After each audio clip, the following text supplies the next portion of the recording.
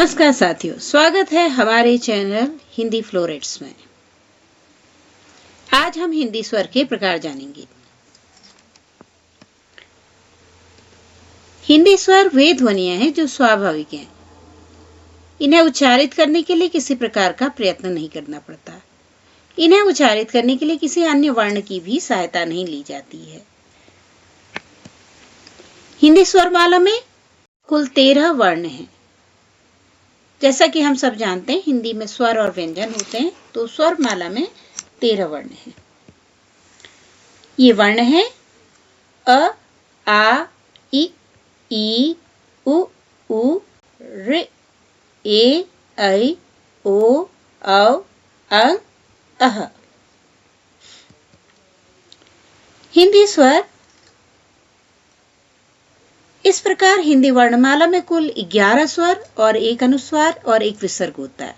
इस प्रकार कुल मिलाकर 13 अक्षर स्वर के सिखाए जाते हैं, जिनमें अंतिम 2 अयोगवाह हैं। अब हम जानेंगे हिंदी स्वर किस प्रकार से विभाजित हैं। कुल 11 स्वर हैं। इनको हम पढ़ेंगे अ, आ, ई, उ, ऋ, ए, ऐ, ओ, औ। इसमें अंग अनुस्वार है, अह विसर्ग है, ऋ अर्ध स्वर माना जाता है, अंग और अह अयोगवाह है। भारत सरकार द्वारा 11 स्वर माने गए। इस प्रकार मानक हिंदी में स्वरों की संख्या 11 ही मान्य है। इसके अतिरिक्त आगत स्वर हैं, जैसे अ। इन आगत स्वरों का प्रयोग उन अंग्रेजी शब्दों या विदेशी शब्दों के प्रयोग के लिए होता है जिनके उच्चारण के लिए उपयुक्त शब्द हिंदी में नहीं मिलते, जैसे डॉक्टर, ऑफिसर, ऑगमेंट। इस तरह के स्वरों के लिए हिंदी में अ शब्द का अ स्वर का उच्चारण होता है। हिंदी स्वरों के भेद। स्वरों के 3 भेद हैं। ह्रस्व स्वर। ह्रस्व स्वर वे स्वर हैं जिनको सबसे कम समय में उच्चारित किया जाता है। ह्रस्व स्वर कहलाते हैं अ, ई, उ, ऋ। दीर्घ स्वर। दीर्घ स्वर वे स्वर हैं जिनको बोलने में ह्रस्व स्वरों से अधिक समय लगता है, जैसे आ, ई, उ। इसके अतिरिक्त एक स्वर प्लूत भी माना जाता है।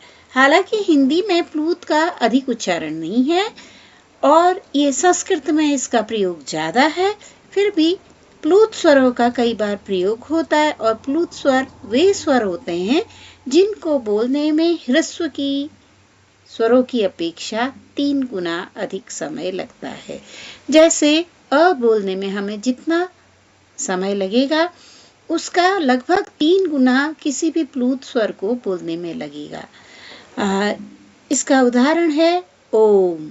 अब ओम को हम जैसे बोलेंगे ओम, या अगर हम किसी को पुकार रहे हैं, जैसे हमने राम पुकारा, तो रा और म, रा में रा दीर्घ स्वर है, आ की मात्रा दीर्घ स्वर है, लेकिन जब हम पुकारने के लिए उसका प्रयोग करते हैं तो उस स्वर को खींच दिया जाता है, लंबा कहा जाता है, राम।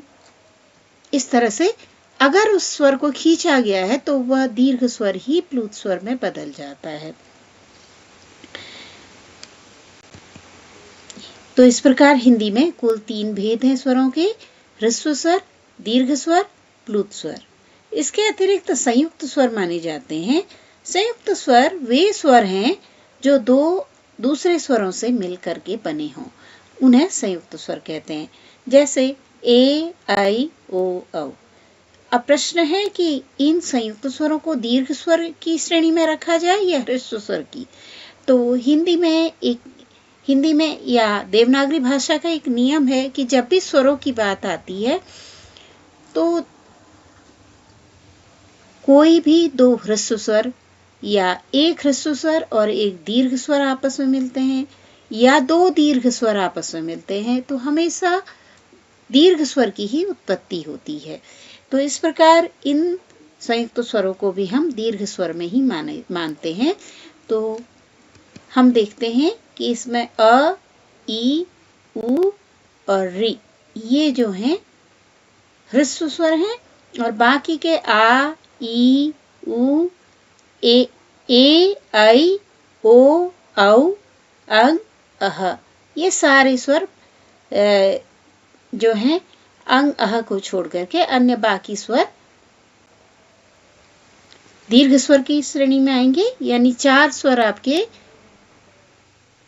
ह्रस्व स्वर हैं। 4 स्वर अ, ई, उ और री ह्रस्व स्वर हैं और आ, ई, उ, ए, ऐ, ओ, औ दीर्घ स्वर है।